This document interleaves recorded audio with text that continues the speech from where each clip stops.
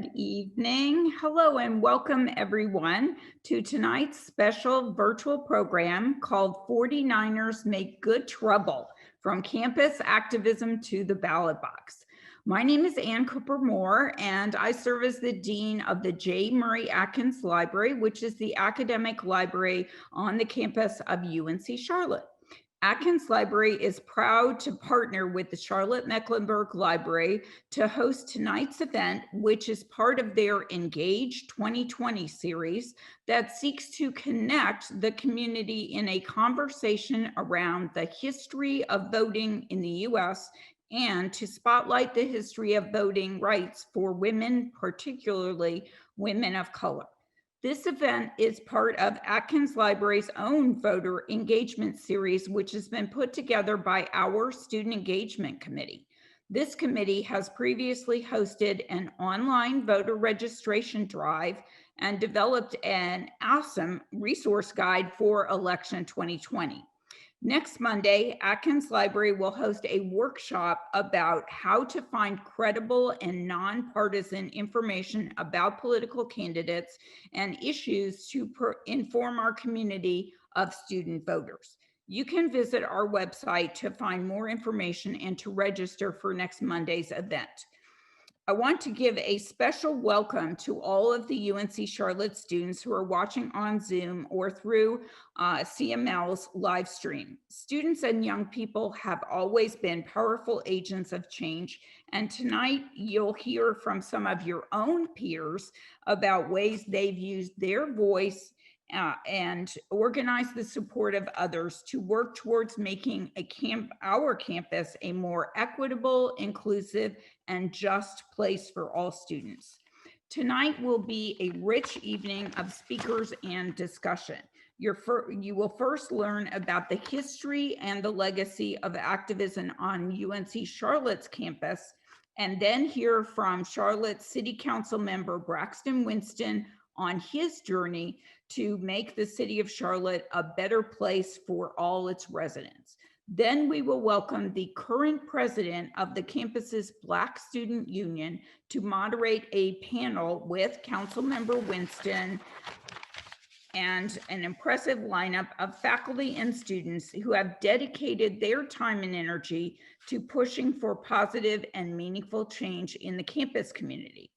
We hope that you learn tonight that there are many ways to use your voice and to advocate for causes that are dear to you. Activism is one form of civic engagement that allows us to use our individual and collective voice to affect social, political, economic, and environmental change. While activism can take many forms, voting is one way to put our values into action this election season. You can currently vote early on, there are 33 sites in Charlotte-Mecklenburg County, but right on the campus of UNC Charlotte in the Belk Gym, you can vote between now and Saturday, October 31st. Even if you miss the registration deadline, you can register to vote at any of the early voting sites right as you vote.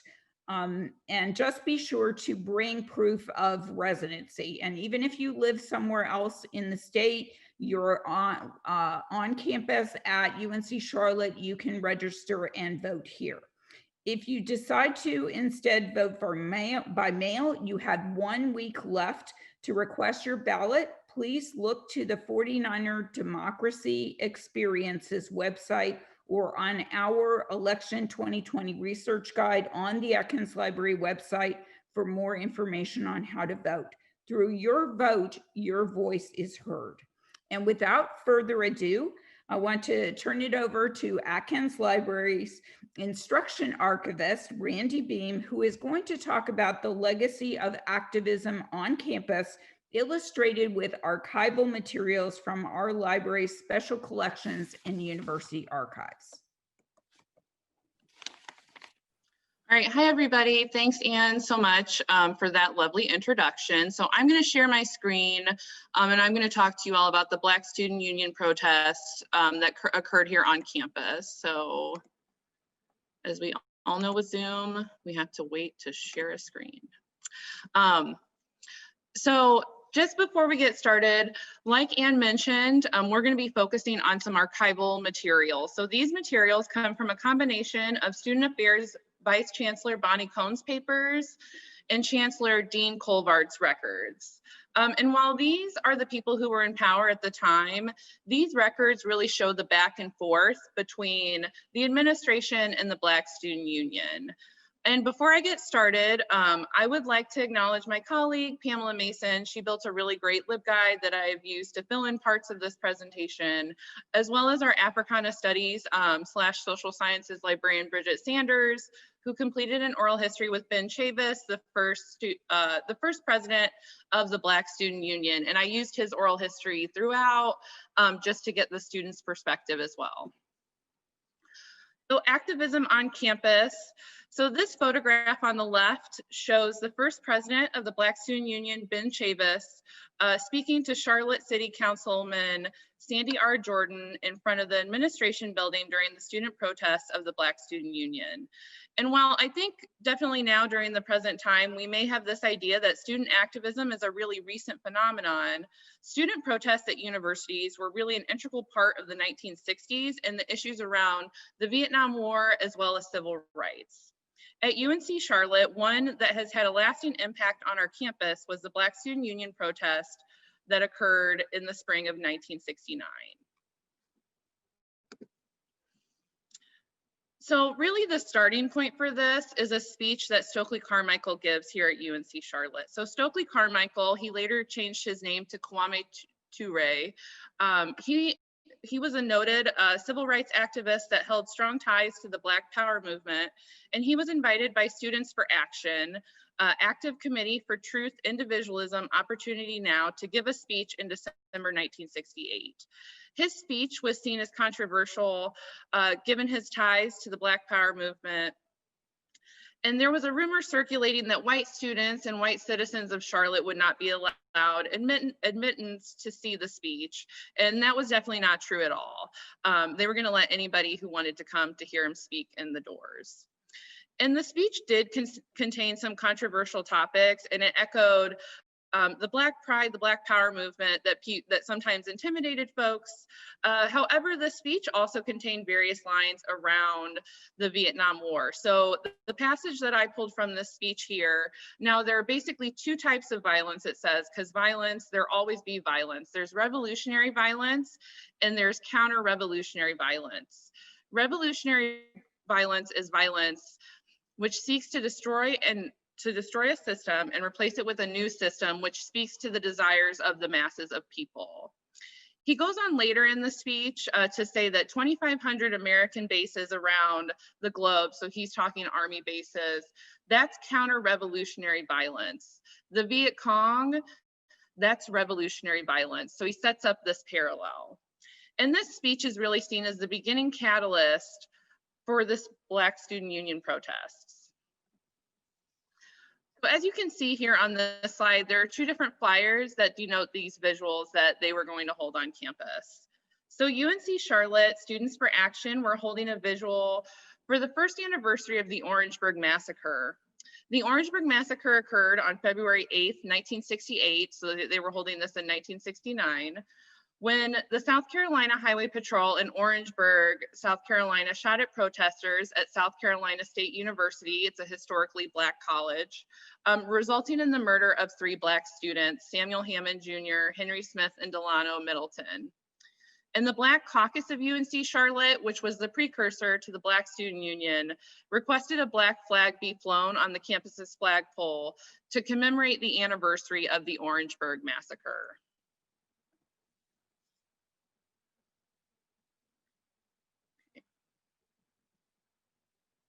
So this is a statement that they released to the press. On February 24th, 1969, the Black students of UNC Charlotte issued a statement to the press requesting a Black student union. This was picked up by the Charlotte Observer, and the involvement of the press really added pressure to the administration. The other thing to keep in mind as well is that the campus was really far removed from Charlotte City proper. So the way that, the news that we are all accustomed to, how they actually interact with everything that happens on our campus, that really wasn't ever brought up in the 1960s, right after we moved out here to our current location. So the Black students get the press involved, and as you can see from the press release, we, the Black students at UNCC, have deemed it necessary to form a Black student union to voice, express, and relate the will of Black people on campus and in the Black community as well. They deem this necessary because we as Black students intend to combat institutionalized racist educational system at UNCC, which affects Black people on campus and in the Black community.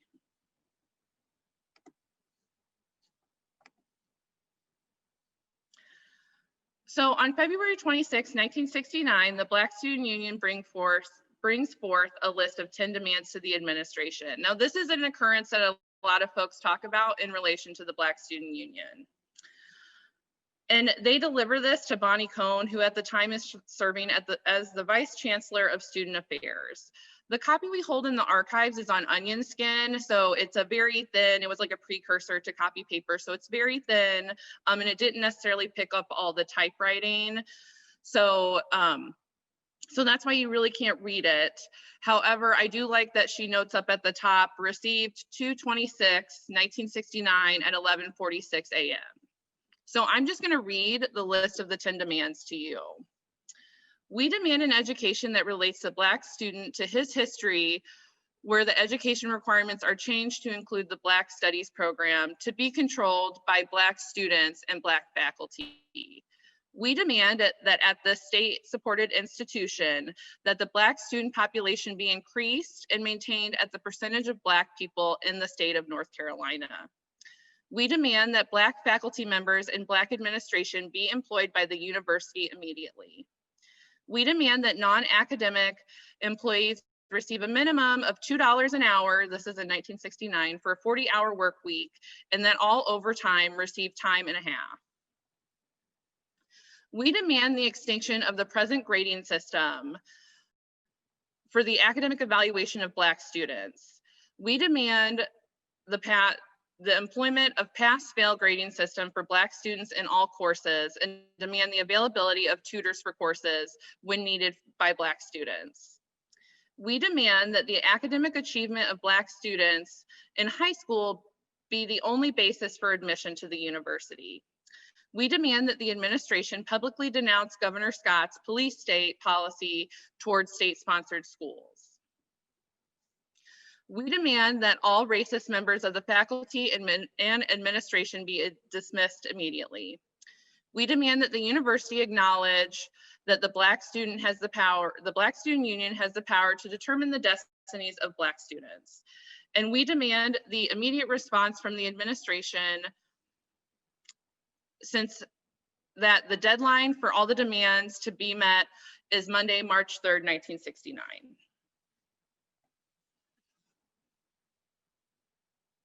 After the demands were delivered, the administration sets up a meeting between them and the Black Student Union.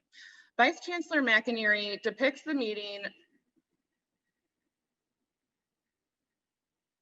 Give me just a minute. So after the students submitted their demands to Bonnie Cohn, the administration sought to set up the meeting with the students on February 28th, 1969 to discuss these demands. At the meeting was Dr. McInerney, the acting chancellor of UNC Charlotte, and Dr. Bonnie Cohn, as well as 5 student representatives from the Black Student Union. This meeting was not publicized and was by all accounts considered a secret meeting. There was no member of the press. The administration did respond favorably to the first 6 demands, but the meeting was just a verbal agreement between all parties involved.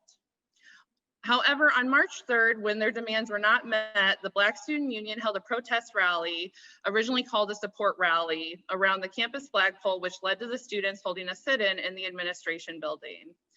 The Utter Truth, which you can see here on the right of the slide, was published after these incidents used to tell the student side of the story.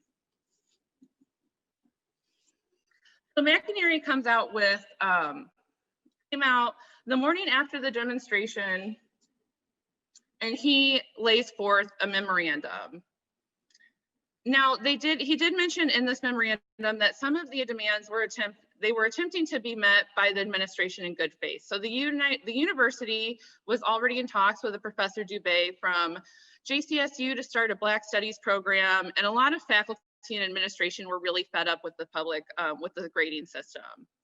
And the memorandum also discusses the administration's response during the protests. He really gives a point-by-point, minute-by-minute occurrence of what happened. 15 to 20 students in the morning showed up Monday morning, March 3rd. Ben Chavis was there, the first BSU president. He initiated the meeting, and Vice President TJ Reddy was also in attendance. And the students basically set up a sit-in. He talks about how at approximately 2 p.m., Blacks and whites gathered in front of the administration building, and the crowd now numbering well over 100. And he also said that it increased to 200. The Stokely Carmichael lecture was played on the tape recorder, and then the American flag and the North Carolina flag were brought down from the flagpole, and a Black flag was raised. It also says that Ben Chavis read the 10 demands 2 times. So Vice Chancellor McInerney gives a response to the utter truth, which was laying out the students' series of affairs. So he states that this first meeting was just preliminary discussions, which is why he didn't feel that there needed to be press there. And he also told the students that they had to wait for anything to be finalized, since the chancellor was out of the office office during this time. So he was acting as chancellor, and he couldn't make any permanent decisions. And he releases this memorandum on March 7th. So later on, after the sit-in had occurred on March 3rd, Colbert has a response to the 10 demands. So this is issued on March 20th, so we can see a lag there, right? And he really lays out in this memorandum, he states each specific demand and how the administration is trying to solve things and how they can't necessarily meet all of their goals. I've had students look at this document a lot, and it's, you know, it sort of reads like, we want to try, but we're constrained, but we're trying to be helpful, but it's trying to work out. So these documents really give you what the students were trying to get done and what the administration was trying to meet there in the middle.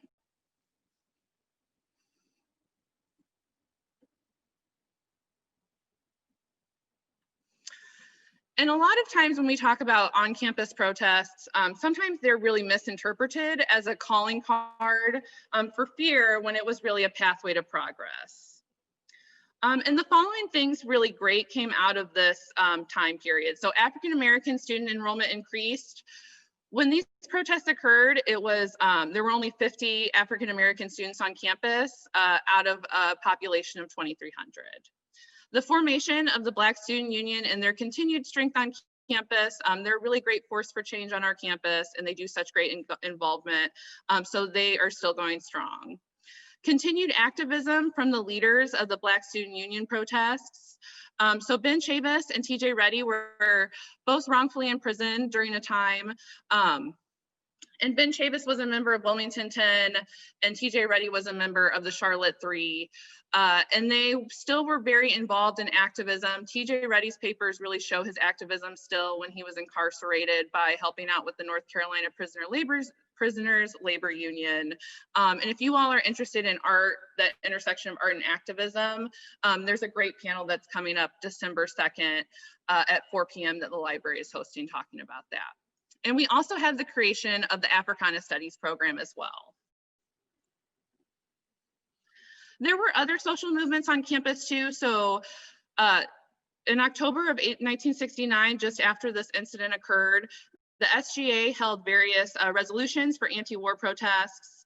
And there was also some LGBT activism in 1985 when a North Carolina state rep attempted to ban gay clubs, as he called them, clubs that would involve homosexual students, and that really caused an issue. And then the Day of Silence Project is a really great program that came out in 1996 that you would do as a silent act of protest to bring forth light the issues around bullying of LGBT individuals.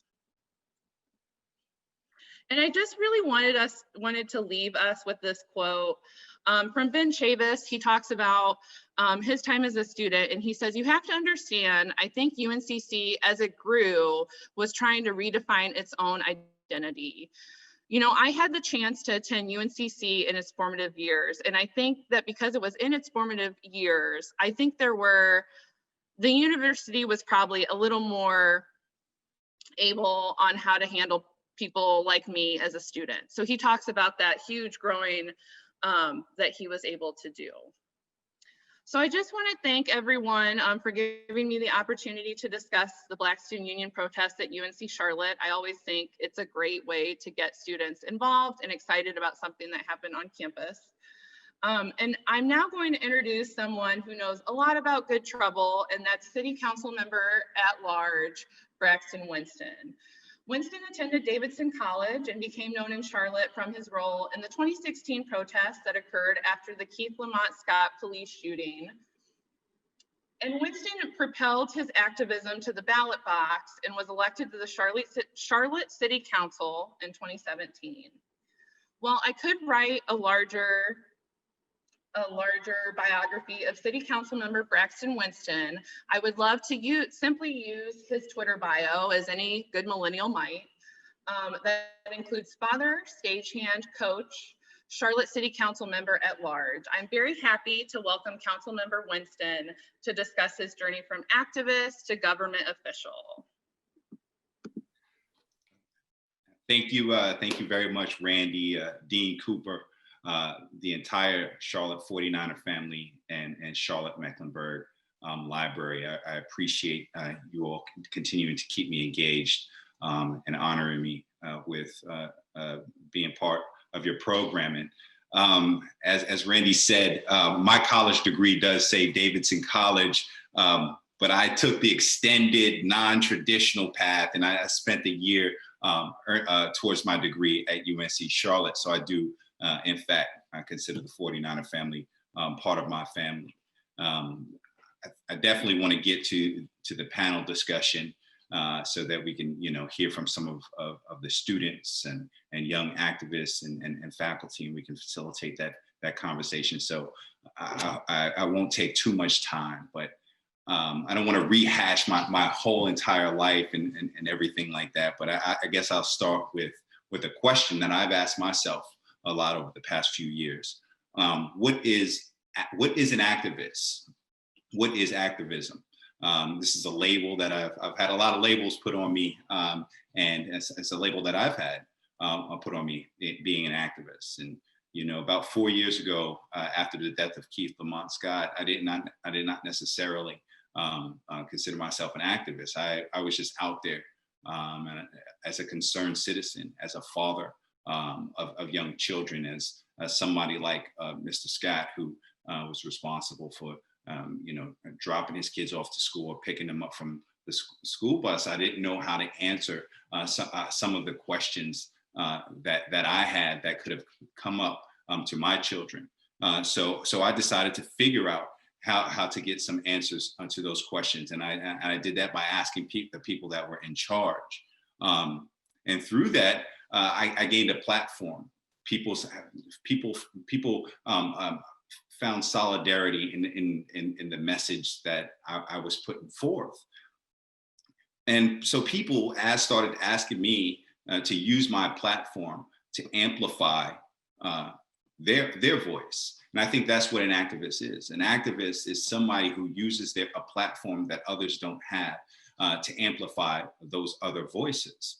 That's a privilege and a responsibility.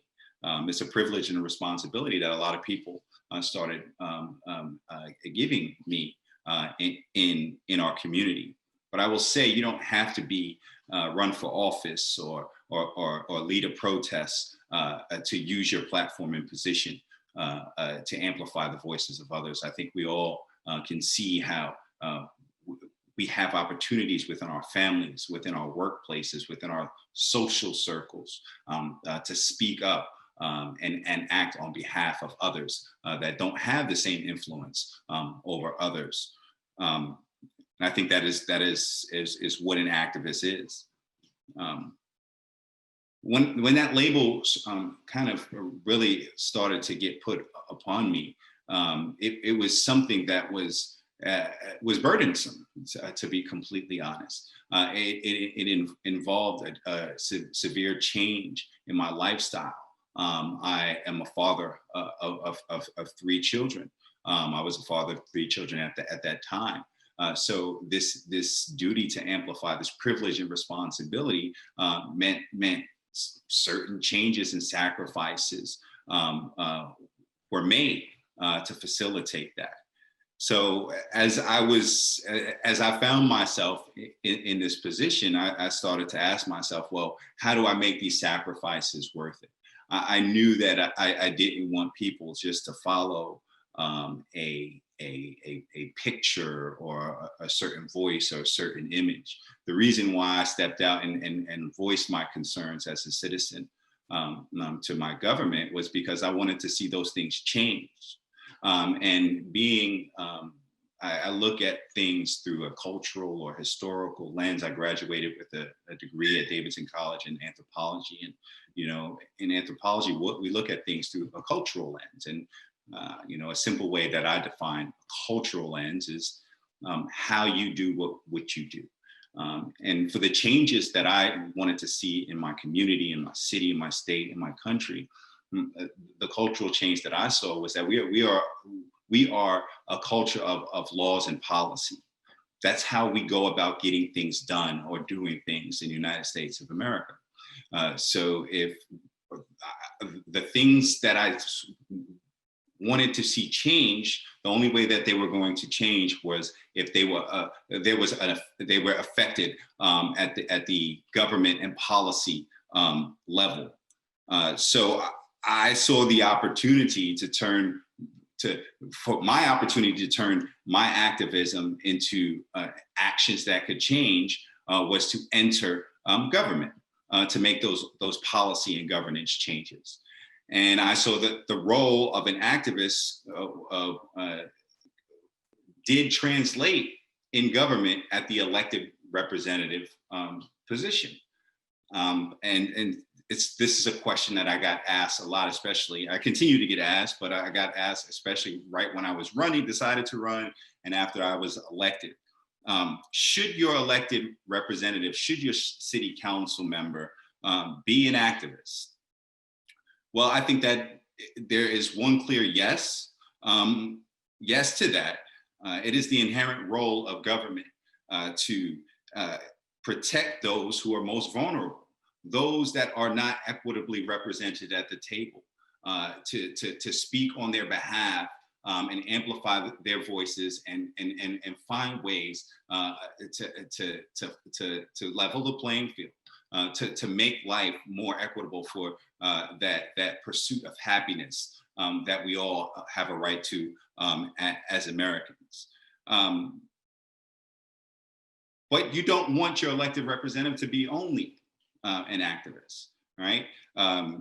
Your elected representative has to find ways to connect that activism with policymaking. Sometimes it will be obvious, when you look back on things, that's how we look back at the civil rights movement, that human beings should be afforded the right to vote. Human beings should be afforded equal protections of rights under the law. But sometimes it won't be so obvious. A lot of people will speak to my activism and say, I got into this because of police community relations, right? And how do you look at policing differently and this, that, and the other? Well, the first month that I got into office was one of the biggest issues that I had to wrap my head around was stormwater infrastructure investment and putting together a plan for that. And you don't necessarily think about initially, implicitly, about how activism might play into that, but then you start to think about where certain neighborhoods are built historically, and when rains come and storms come, where those places, where are the places that flood and that are less safe, and how the principles of equity really do, and activism really do relate. So yes, you want your elected representative to be thinking about police reform, but they also have to be able to wrap their heads around stormwater infrastructure investment, right? Something that I came into, I was immigration rights was something as a community member I was able to be an activist for and speak and amplify those voices of. But when I got into city council, there was the clear, there was the contention that immigration was not something that was necessarily under the purview of city council. But I knew that there had to be a way that we dealt with it. We did CMPD, the whole conversation around immigration and customs. We don't enforce immigration, so it wasn't a clearly defined role. This is a federal government issue. But I fought and fought and fought for it. And one of the policy wins that I was able to adopt was that we include immigration reform on our legislative agenda now. It was something that council members were afraid of doing. They didn't want to disrupt the apple cart. They thought this was something that if we went every spring, we go up to Capitol Hill and speak to our federal delegation and speak, and that legislative agenda represents our priorities for the city. But I argued that, immigration reform, comprehensive immigration reform was something that related to public safety. It related to economic development and building good neighborhoods and healthy families. Those are all things that are directly under the purview of city council from a policy and legal perspective. And I pushed it to a vote, and now this is something that is a reoccurring item, a position of the city that we will go up to Washington and lobby for comprehensive immigration reform. So again, that's just an example of how and why you can marry activism with policymaking through government. But we also have to remember that there is a difference between politics and governing.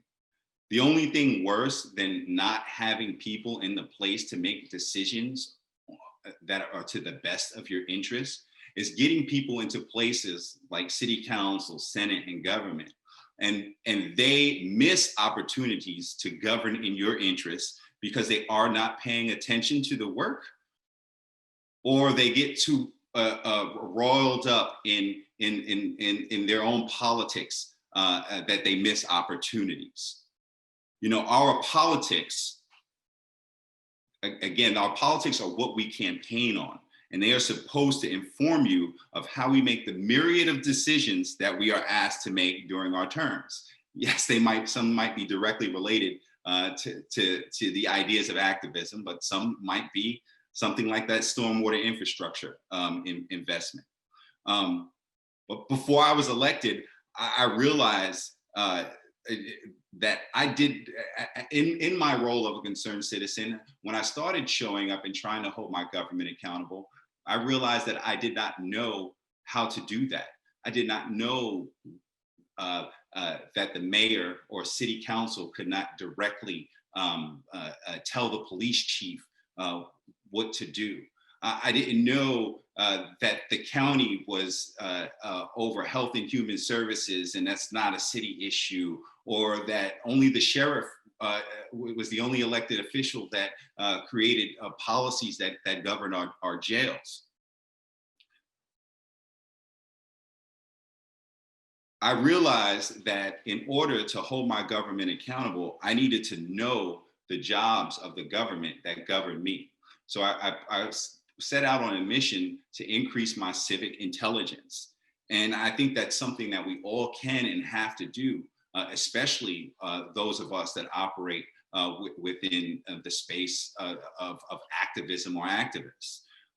When we increase our collective civic intelligence, we strengthen our principles of democracy. A strong democracy, which equates to the voices of the people being proximate to the decisions that govern them, or how activist goals become reality. Yes, you can run for office, or you can figure out ways how to work on a campaign, but we can all play a role by understanding how to use our own understandings of civic intelligence. You don't have to run for office, you don't have to work on a campaign, but you can do things to hold people like me and my colleagues accountable, and find ways to push us to make better decisions in the future. You know, all these affinity groups, I'm sure they will be represented on the panel. Being involved in political parties, being involved in interest groups and nonprofit organizations.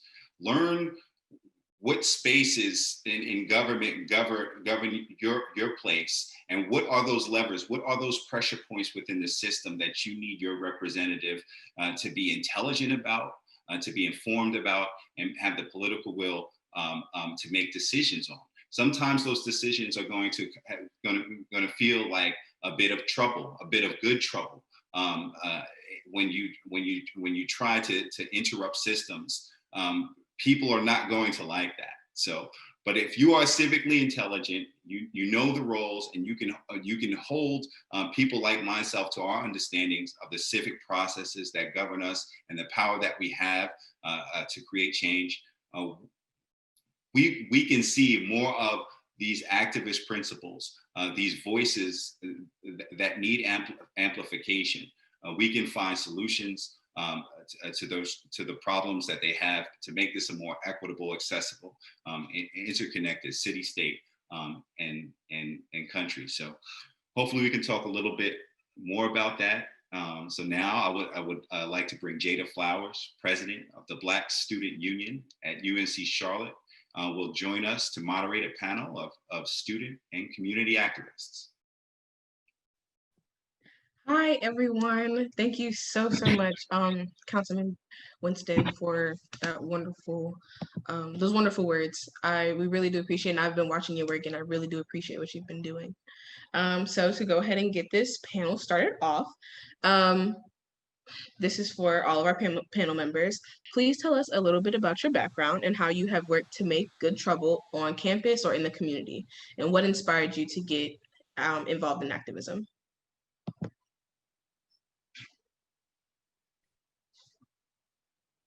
Okay. Anyone can jump on that question. Okay, well, I guess I'll start. Well, my name is Joshua Mason. I'm a junior up here at UNC Charlotte, and I'm a exercise science major, and I'm actually a transfer student. Did my first year at a community college, and then I came over here. Hometown is from the Maryland area. So I guess how I got started in activism was, you know, I guess, how should I put this? We had our march back in June, which was called the March to End Injustice, and it all really happened at all of a sudden, all at once. I was actually just sitting on the couch watching the news. It was the first couple of days after George Floyd had been murdered. And I was sitting there talking to one of my roommates, and, you know, I was just like, man, what are we gonna do about this? You know, we all know that, you know, the topic of police brutality and the treatment of African Americans by law enforcement, by, you know, this legislative system has been nothing new. It's been going on, you know, for 400 years since we were brought over here, you know, as enslaved people. And so I was just, you go from Trayvon Martin to, you know, the school to prison pipeline. There's so many different aspects of how we're treated as African Americans in this country. And we were sitting there watching the news, and I believe we were watching the protests in California, and I was seeing how the people were lined up in a row, and the police were just coming down, and they were just starting to just beat them with these batons, you know. And it just frustrated me, you know? And so maybe like 2 days later, I was just scrolling on Instagram, and I noticed a lot of our students here at UNC Charlotte were voicing their opinions and how, they were really outraged, and, people were just showing their anger, displeasement with what was going on. And so I was sitting there wondering, I was like, maybe what if we can try to do something a little bit bigger, because I see at Charlotte, a lot of our students are passionate about different opinions and issues that have come up. So I was like, well, why don't we start a march? And my roommate looked at me, he was like, are you serious? And I was like, well, it's the issue of the treatment of African Americans in this country, especially by law enforcement, needs to change. And I was like, I bet if we put a flyer out, people will show up. Now, honestly, that was the Tuesday before the march, and it took about maybe 3 or 4 hours. I hit up some of the people that I knew on campus, and I just said, hey, would you mind, reposting a flyer saying, if you come out to, we call it a march rather than a protest, because I know sometimes protests get a negative connotation. But so we posted a flyer on Instagram, and within a day, all of a sudden, our phones started blowing off the hook. So we had people from the Muslim Student Association to like Global Medical Brigades. We had over maybe 15, 16 different student organizations just willing to promote, this thing that we were trying to push. And it went from just an idea and me acting out of really, I guess you could say I was just fed up, and I saw that everybody was talking online. I was like, well, if everybody's so adamant about it online, why don't we try to come together as a community and make a bigger statement? And so I know that it all happened all of a sudden, but by like Thursday, Friday, we had maybe about 7 or 8 different local vendors reach out, and it all came together. And so Sunday,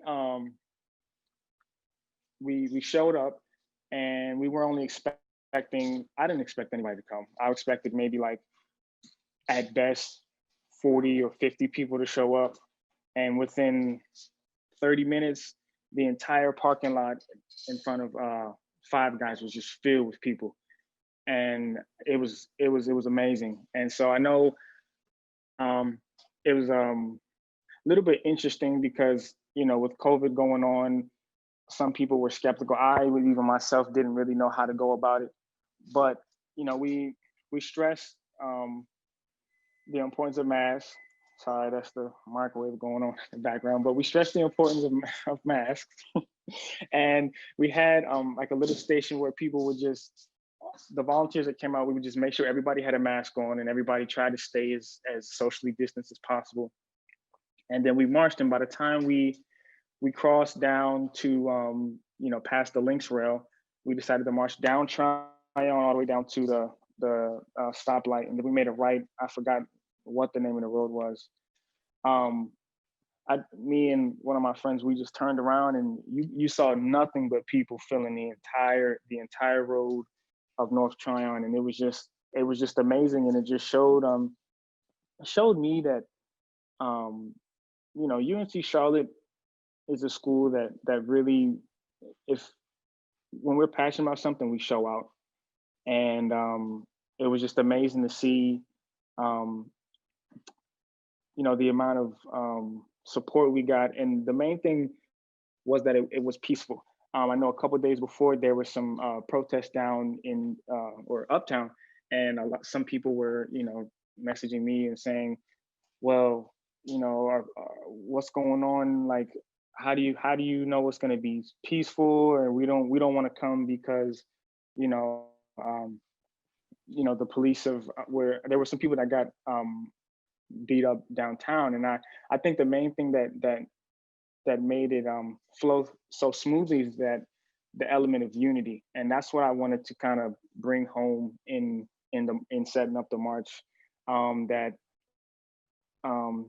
at the end of the day, different people have different views on this whole issue, but my thinking behind it was, well, rather than saying, okay, it's us versus them, if we want to get something done, we need to bring everybody together. And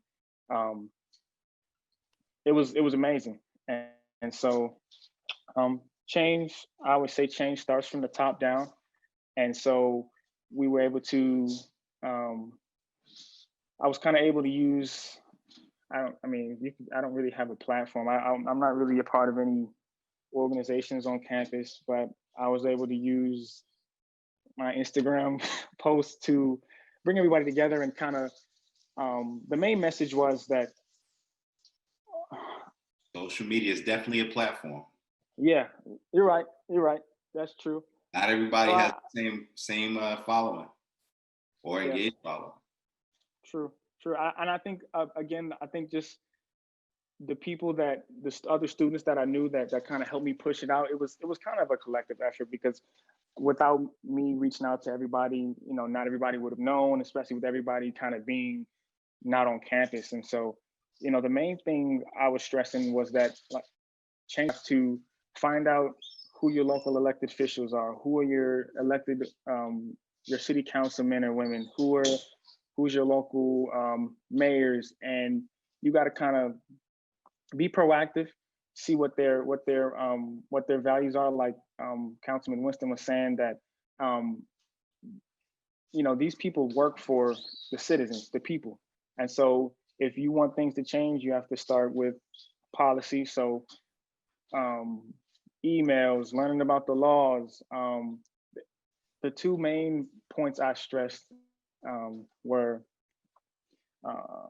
ending no-knock warrants, which we know that was involved with the Breonna Taylor incident, and ending qualified immunity, which qualified immunity was basically, there's a long process, but pretty much it sets elected officials kind of on a bit of a more, I don't want to say a different level. Yeah, it kind of makes it a little bit harder to kind of call them out when they're wrong. And so I really stressed ending that, which would make not just police officers, but anybody that commits a crime, they should be held to the same standard as any other citizen, if that makes sense. And so, like I said, I just consider myself someone who was in the right place at the right time and was able to unite the community and kind of bring awareness to the issues, not just of the most recent killing of George Floyd, but just kind of the overall, mistreatment and systemic racism that African American individuals and other individuals of color go through every single day, And I was so glad to see that people of every race came out. It wasn't just, African Americans, and that's what I like about UNC Charlotte, that it was very, very diverse. And so, I guess that's pretty much all I have. I'm just grateful to be here, and I'm grateful to continue this discussion.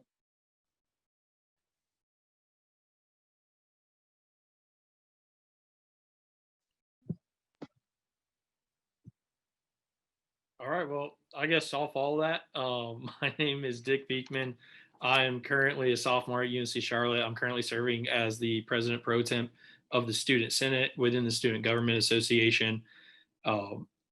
My call to activism came from seeing my fellow students and talking to them and hearing them describe how they felt that they didn't have a voice. I've really been, and that notion's just been amplified throughout COVID-19 and this pandemic. Policies have been made where students aren't being put first. It's money driving decision and other areas such as that. And so I've really just been driven and passionate about using the platform that I have to serve as a voice for those students that feel that they don't have one. And I feel that my own unique approach is, I say, being pleasantly persistent, but that's a little bit misleading because it's not always pleasant. And so it's definitely persistent though. It's definitely, Braxton, I wrote down civic intelligence. I love that because I think it's such a great term. I think it really highlights using the platform and the connections I have to understand how the system works and using my role within the system to try to advocate for change on behalf of students. So that's a little bit about my background and what got me involved in student government and serving as an advocate and a voice for students.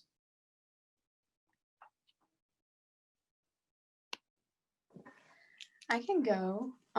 So my name is Cameron. My pronouns are she, her, hers, and I'm a sophomore here at UNC Charlotte, and I'm studying graphic design and women and gender studies. And I grew up working with Girls Rock Charlotte, which is a nonprofit across the nation, but in Charlotte in particular, where we help young girls build their confidence and also gender diverse youth and also make really cool music. But on campus, working with the arts community, I'm really inspired with making art that promotes revolution and intersectional love. And I began a petition earlier this year that gained about 10,000 signatures to remove the name of Jerry Richardson, who is the white supremacist and sexual abuser that is on our campus's football stadium. And given that his statue was removed from the Panther Stadium earlier this year, I thought this was the next step that our university needed to take as we preach inclusivity and we are the standard in the UNC system in that I feel like.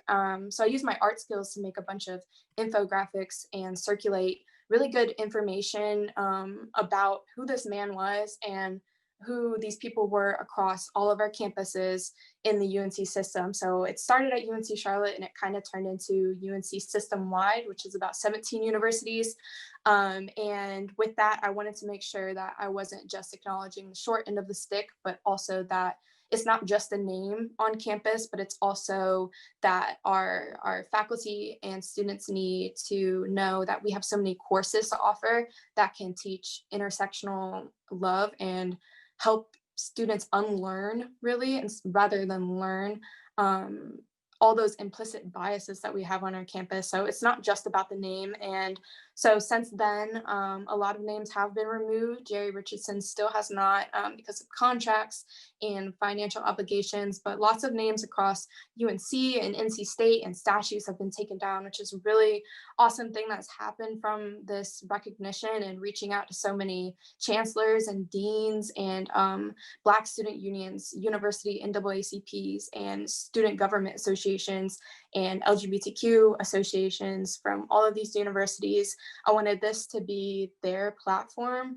All I did was start a petition. That's it. And so I'm really glad that I've been able to work with some really amazing people to have their voices be amplified by that petition and their demands met. And basically since then, I've been working with students to promote the intersectional courses and with the dean and our new chancellor to have these courses promoted, that students should enroll in these and be like, hey, take this and learn this, because there's an intersectional course for every major where you can learn how it pertains to your community.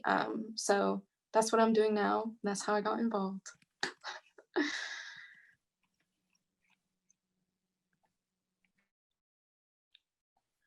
Are there any other panelists that would like to answer that question? Yeah, sure. I can say something. And I was just so excited to hear these all these comments. I was trying to type some things in the chat box, which I'm just getting accustomed to. So anyway, yeah, I'm John Cox. I'm a professor at UNC Charlotte. I direct our university's Center for Holocaust, Genocide, and Human Rights Studies. And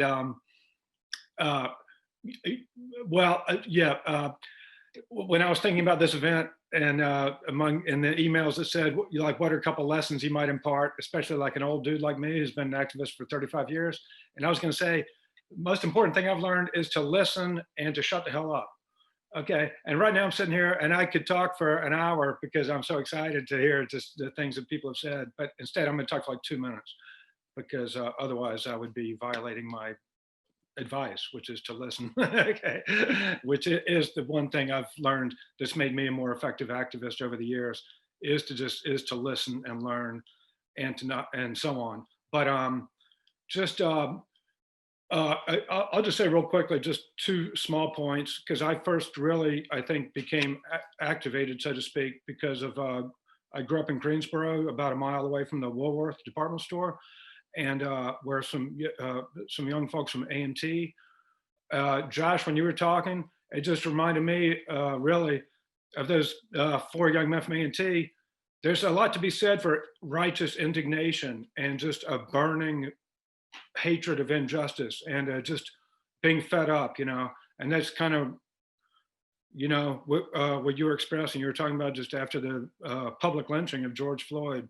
And also thank you and others for speaking clearly. It's really important as activists and as just engaged citizens to use clear language, And the fact is that, yeah, George Floyd was murdered. He was, in fact, lynched, really, and publicly and so on. And but that was even with the knowledge that has been happening every day for 401 years. It was, it was, well, I can't put it into words, but, I'll just say though that, 60 and a half years ago, some young guys at A&T tried to get a cup of coffee down there at the Woolworth on Elm Street in Greensboro. And then it was finally, there was just one indignity too many. And they stayed up all night talking about what the hell are we going to do about this? And then they went back there the next morning and started to sit in, not knowing that they were actually going to launch a regional wide and in fact a nationwide movement that really actually reinvigorated the civil rights movement in the spring of 1960. Also led to the founding of SNCC, the Student Nonviolent Coordinating Committee, just 2.5 months later at Shaw University over in Raleigh. And so there's a lot to be said for indignation, for righteous indignation, and for not telling people to tone down their indignation. I mean, we all want to be effective activists. We don't want to be reckless and so on, but we want to be driven. But it's really, there's some things that can't be taught, and just having a deep sense of injustice and outrage and indignation is, I think, the thing that's brought about the most change in the world. Another thing tied to that is having imagination. That is, not accepting, oh, we have to wait another 5 or 10 or 20 years for anything to change. Back when I first became an activist, it was actually by jumping on a couple buses that were organized from A&T in 1985 to drive down to Georgia to protest against a Klan rally down there in a county that had been, in 1912, a place called Forsyth County, Georgia. There was a pogrom, that is a racist massacre that drove out every single Black inhabitant of the county. This was commonplace in the early 20th century in the United States, but including, of course, down in Wilmington in 1898, something that you don't learn about, even if you grew up here in North Carolina. And so anyway, I joined some buses to go down there to protest the 75th anniversary of the massacre, and of the fact that for 75 years, this county was still being maintained as an all-white county. Very well into the 20th century. And this was also a time of the anti-apartheid movement. That was a very powerful movement in the 80s, especially in the 80s when I was a college student. I'm definitely dating myself. I just got carded today at the Harris Teeter and I was so happy. I was like, yes. Okay. And then they said, well, we just want to see if you qualify for a senior citizen discount. I'm like, oh man. Okay. I hope they got a laugh. Okay. Okay. But anyway, the more serious point I'm making is that we also have to have imagination. So we have to struggle on various fronts and in various venues and so on. Sometimes we definitely have to go to the ballot box, especially if a fascist is trying to get reelected. Then we kind of have to try to vote against them, even if we don't have I personally don't have great enthusiasm for the alternative, but I definitely don't have much enthusiasm for Nazism as someone who teaches about Nazi Germany. But also we have to have imagination and just not feel hemmed in by like what's possible now. Oh, we have the best we can ever hope for is to maybe get have a couple of politicians who might support some legislation, or to beg for some small legislation. Again, the Black freedom struggle in this country would have never gotten very far. The anti-apartheid movement in South Africa would have not gone anywhere if they didn't have imagination, if they didn't go beyond what the pragmatic advice that they were often receiving. And I'll wrap this up right now, but Dr. King, in the last year of his life, began to speak out with great passion and intensity and eloquence against the war in Vietnam. And everyone around him said, don't speak against the Vietnam War, because in 1966 and 67, public opinion was still pro-war. And but he recognized that he had to do that as a human being and as a member, as a global citizen, as someone who wasn't just a patriotic American or something, but as someone who was a member of the human race. He had to do that. And by doing that, and in fact, he was inspired in part by Muhammad Ali and by Malcolm X, who were both far ahead of their time in speaking against the genocidal war in Vietnam. So, but by doing that, all those folks and many others whose names we don't know, helped to inspire other people to also to speak out. So anyway, that's all. That's my word of wisdom from 30 years on the front lines, 37 years actually, is to have imagination and to not be hemmed in by by pragmatic advice and so on, but also to speak against things that are right in front of our faces. And in fact, I'm going to shut up right now before I start talking about UNCC and about its mistreatment of African-American housekeeping workers, dining services workers, about its outrageously incompetent and shameless and dishonest manner of dealing with the coronavirus. Because again, I think we have to look at things that are right in front of our faces and speak against them. I don't want any of that. I hope this isn't being recorded. Oh, it is being recorded.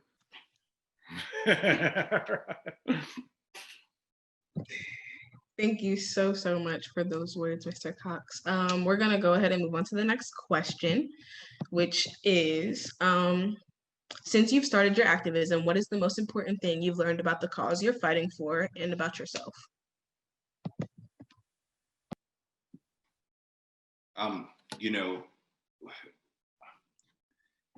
One of the things, I guess what I'm fighting for is equal protections of rights for all people under the law. And that is where I find myself, how I kind of sum it up. I think that as Mr. Cox was saying, that net has to be a broad net. Because equity and equality, is an all-encompassing thing. You can't just have some of it here and don't have it there. You have to have it everywhere. So you do have to be imaginative, and you do have to think outside the box, and you have to do a lot of listening to understand what the problems are. So you're actually finding solutions. But I've also found that when you have a principle stand, when you understand your principles and you apply those principles, that in certain situations, people from very different politics can come to similar conclusions. And also on the flip side, people with very similar politics can come up with far different solutions to the same problem or have different interpretations of what's going on.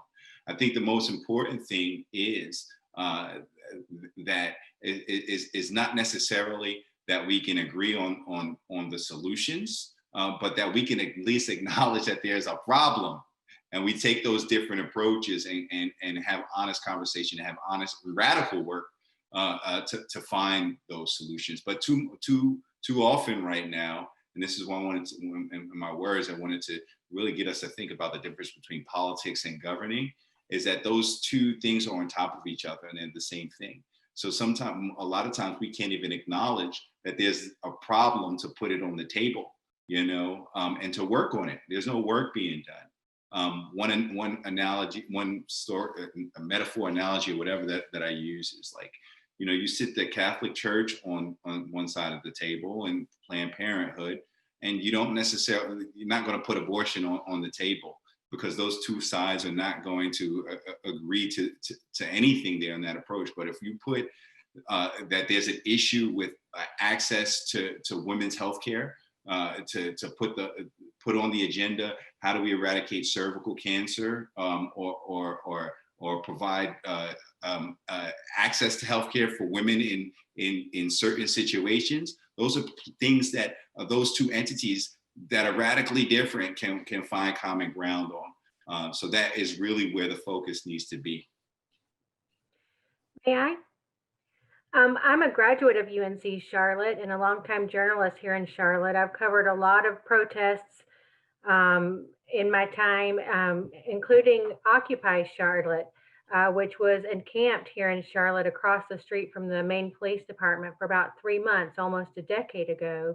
And to piggyback on what Councilman Winston said, one of the interesting things to me is that at that time you had people who were, calling themselves anarchists. You had people who were calling themselves socialists. You had people who were calling themselves Tea Partiers. You had people who were calling themselves Green Partiers. And then of course you had the red and the blue, and they would all show up at these protests, which at the time were the biggest the city had known, which of course that has been eclipsed, with the Keith Lamont Scott protests and with the recent Black Lives Matter protests. But it was so interesting to me as someone who was there to observe and to report, to see how all of these different groups came together to discuss the issues at hand. And of course, they had a long list of complaints. And I remember people used to ask me, what did they want? That was the biggest thing people would say to me is, I don't understand. They're in the street. What are they doing? Get a job, blah, blah, blah. The same things you hear at protests now, the same type of taunts people will drive by and scream at protesters now. And what I said to them is what Councilman Winston said. I feel like a lot of them are here because things are not going right in their life and no one is listening to them. They don't feel like anyone hears them. They don't feel like anyone cares about what they're saying or what they're going through. And because they're listening to each other, they're starting to find common ground, and that is where their power lies. And so it's interesting to watch, now that I'm a person of a certain age, to watch as these different types of events rise and fall. And it's going to be interesting to watch how you all, I'm so proud to be from the same school as all of you guys. You really make me feel good about the future of Charlotte. It's going to be interesting to watch what you do, what you take with all this, because you have got so much on your shoulders. And I'm just proud to know you. And just remember that listening is a huge part of all of this. Find that common ground, and build on that common ground. And you'll find ways to create change. Yeah, I think to just piggyback off of a lot of what's been said about listening, and I think Dr. Cox put it best with shut up and listen. For me, that's been a huge learning experience in my activism, because I think a lot of us, when we see injustice, our natural reaction is to just rush into the situation and to do what we can to try to make it right. I compare it to seeing a burning building on fire. I think those activists have similar qualities that would make them want to run into that burning building. But especially just speaking as a cisgender white male, there are a lot of injustices that I see personally to where I want to immediately rush into and do what I can to help. But it's a constant process that I personally struggle with a lot, is learning about sitting down and shutting up and listening.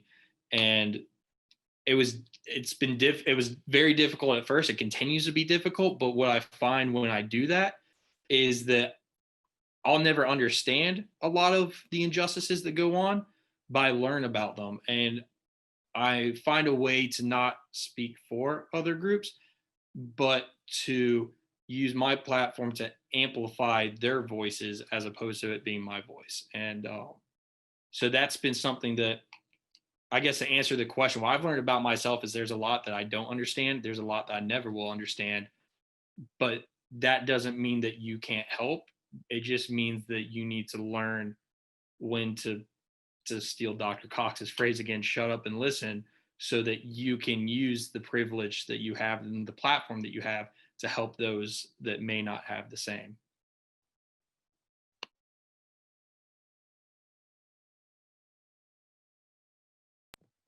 Okay, thank you so much, Dick Beekman, for those words. And now, due to time, we have about 15 minutes left. So I'm gonna move to the last question. I'm gonna ask each panelist to give their thoughts on the question. So it's kind of a two-parter.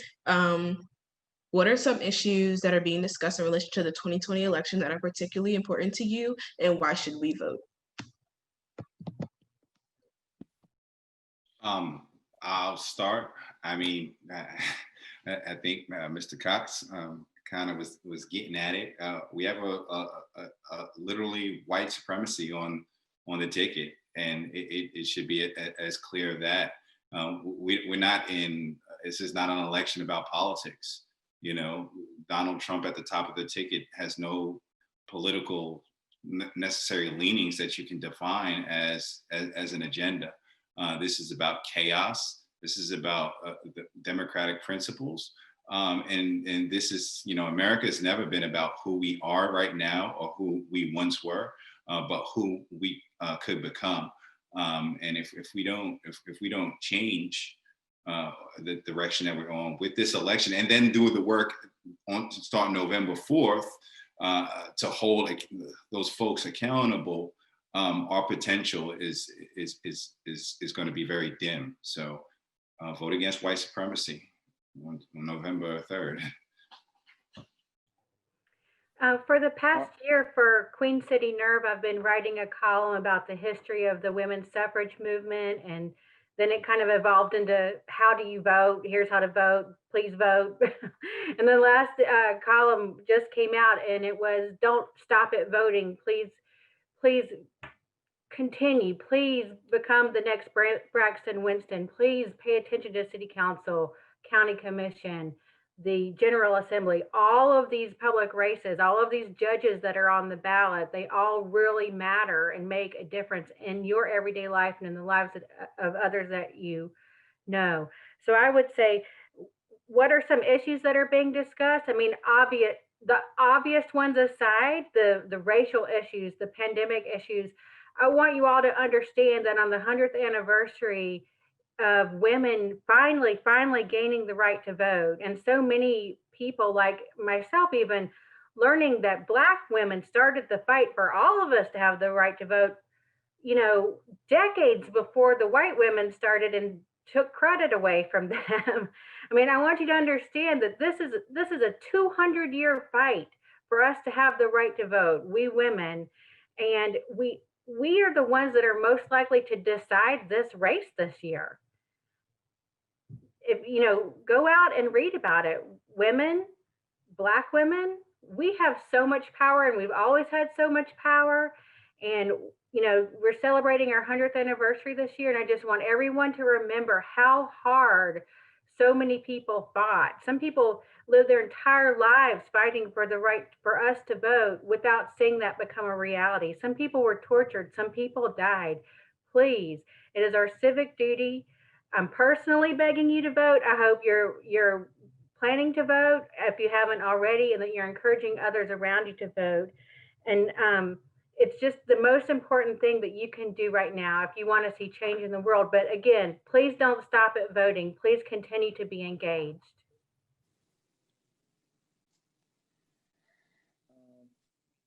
Go ahead. I can go. Go ahead. Okay. Sorry, muted myself. I just kind of piggyback off of what everybody else has been saying. One of the issues, like we all have known, is the issue of race, and I think obviously it's important to me because, you know, I'm a Black man in America, and we're at the bottom of the food chain. You know, we come out with the disadvantage automatically, and I think more specifically, you know, I'm just thinking about like when I first got my license, I was like so excited to get in the car. You know, I got my license when I was 17, which was a little late because back home I just took the train everywhere. So I didn't really need. But coming down to the South, it's like if you don't have a license, you're not going anywhere. There's no train system, no bus, well, except for in Charlotte. But so I was really excited, and I realized I got in the practice of driving, and then I have to remember, oh wait, you're Black, so you can't just you know you can relax, but I think the main thing for me is like every time when I'm in the car and let's say there's a police car, in 2 lanes over, or I'm rolling. I pull up to a gas station. I remember one night I was actually in Charlotte, and I had came out the library, and I just went to go fill my gas up, my car with gas, and there was like 7 cop cars lined up in a row at the gas station, and I was nervous to even get out the car. I mean, granted it was late, but I was nervous to get out of the car and just walk into the gas station. And I mean, it's sad, but I shouldn't have to feel like that, and that's a problem, and it's something that needs to be changed. And like I was saying, change starts from the top down. So the people who are our leaders are who govern us as a society have the ones to make change, but that's when our duty to vote comes in, because we're the ones that vote in our leaders. And so up until recently, I had the attitude, like many kids my age, of, well, shoot, I mean, why should I vote? It probably doesn't matter anyway. Like I was feeling like it really doesn't matter. Nobody cares. But I find that that's actually not true. And I guess the message that I would say to young kids my age, college kids, college students, the young, what is it? I guess we're what, millennials, or I think that's what it's called. That your voice does matter. And just because we're young, and sometimes older people may not want to hear what we have to say, like we have a right to have a seat at the table as well, and know that we have a voice to stand up. And by voting, Generation Z.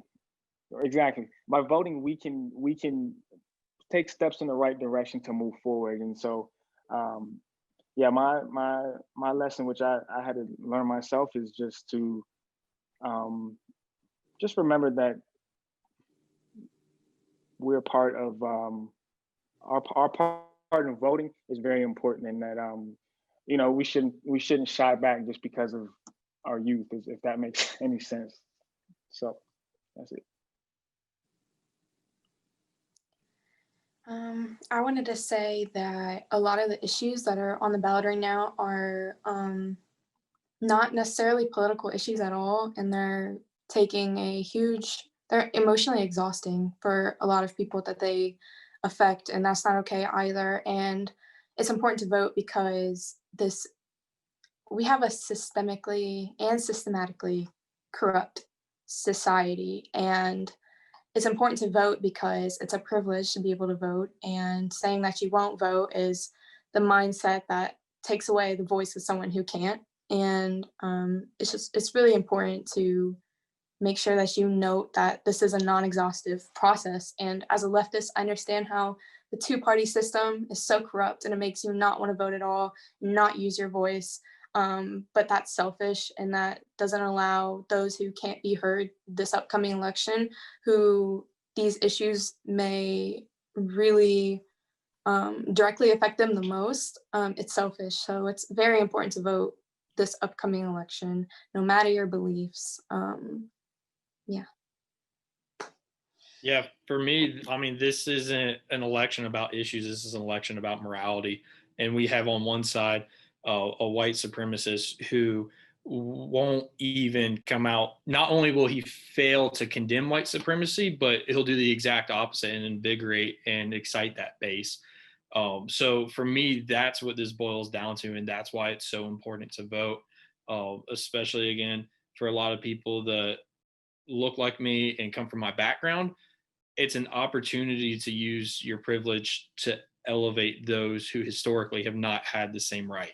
And that's why it's so important to sit here and say, even though many of the things being discussed, topics such as women's rights and race relations and things historically haven't affected our demographic, it's our opportunity to acknowledge the travesties of the past that are continuing on into the present and doing our part to right these wrongs and ensure America gets back on the right path.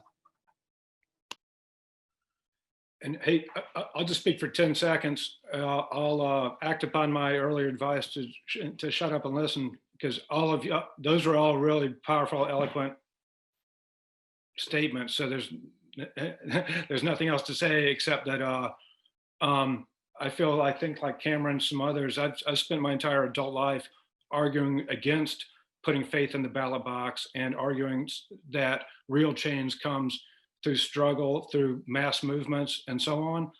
But yet this is the first time in my life, and also my knowledge as a historian of American history, I can tell you that even Richard Nixon, he was capable of actually resigning and walking out of the White House. Whereas Trump is a whole different thing, even beyond Nixon. It's definitely by far the closest to fascism. In other words, to right-wing authoritarianism, mobilizing people in the streets to hang on to power, et cetera, that this country has ever seen on this scale. So, but also related to that, if somehow Biden just happens to win the election on November 3rd, and we can go to sleep that night, even if it's at 3 a.m, Trump is not leaving the White House without a struggle. So unless he loses by 30 points and he's abandoned by all the people who've helped him so much, like Mitch McConnell and everybody else. So, and Trumpism itself, even if Trump does lose by 50 points, and actually leaves the White House, which would be a beautiful, excuse my language, Trumpism, that is the way that he's re-energized white supremacy and racism in this country, which had not exactly disappeared, as a result of the civil rights movement, but the way that he really has re-energized all these things is definitely not going away. So they vote, and then, as everyone else said, be vigilant and continue fighting on all fronts. Non-violently. Okay.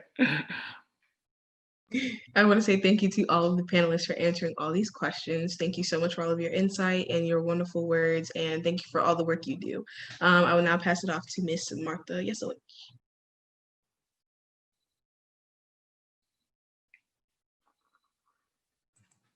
Thank you so much, Jada, for being such an awesome moderator. My name is Martha Yesowicz, and I'm the Community Partnerships Leader for Charlotte Mecklenburg Library. And I'd like to start by giving a huge thank you to UNC Charlotte, the Atkins Library, Anne and Randy for your knowledge and sharing, as well as our panel of activists, ably moderated by Jada, Rhiannon, John, Dick, Cameron, Josh, and especially City Council Member Braxton Winston. We really appreciate all of your passion and knowledge, and we were happy to sit back and listen. UNC Charlotte students, everyone who attended the webinar tonight is entered in a drawing for one of these super cool Engage Her hoodies. So we will email you if you win. Good luck. And before we say goodnight, I'd like to share a preview of a piece that is called The Sounds of the Struggle. And it will premiere next week at our event, Engage Her with UNC Charlotte, Engage Her with Johnson C. Smith University. So take a look at this, and it's about 1 minute long, and I'll be right back.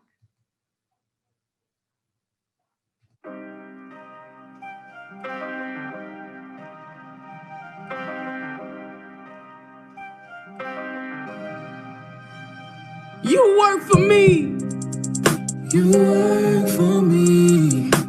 Me and my people, we demand equal. All we see is evil, but you work for me. I've been having symptoms, given by the system. And that's supposed to work for me. Vaccinate the system. I know they the sick ones. Yeah, that works for me. They want me to cast my vote. They say hold fast to hope. Then they go and blast my scope. Cause you can't reach what you can't see. They want me to cast my vote. They say hold fast to hope. Then they go and blast my scope. Cause you can't reach what you can't see. Have to dig deep. God bless the streets. Never trust a human that don't practice what they preach. You a beast. All right. So we invite you to our final Engage Her on Campus event, which will feature Congresswoman Alma Adams next Monday evening, like I said, in partnership with Johnson C. Smith University. We'll have a panel of student activists as well as faculty moderated by Johnson C. Smith Head Librarian Monica Rue, and also featuring Levine Museum of the New South historian Willie Griffin. And you can learn more about our Engage 2020 project, which is in partnership with the Digital Public Library of America, by visiting cmlibrary.org/engage2020.